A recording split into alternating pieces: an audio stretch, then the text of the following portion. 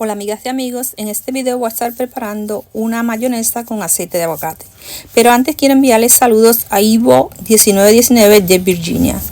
Ahora vamos a comenzar con la receta y para eso vamos a estar necesitando un huevo, una taza de aceite de aguacate, una pizca de sal, una cucharadita de mostaza Dijon y una cucharada de vinagre blanco. Si no tiene vinagre blanco puede estar utilizando medio limón agrio. Voy a estar utilizando este pote donde estaré preparando la mayonesa y ahí mismo la estaremos guardando. Vamos a comenzar añadiendo todos los ingredientes y ya que tenemos todo mezclado, vamos a comenzar batiendo. Y en menos de un minuto ya tenemos la mayonesa lista para usarla en ensaladas, galletas o en lo que ustedes deseen.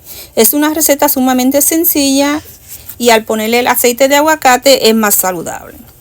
Como pueden ver, queda espesita y con muy buen sabor. Bueno, amigas y amigos, eso es todo. Gracias y Dios me los bendiga a todos. Bye.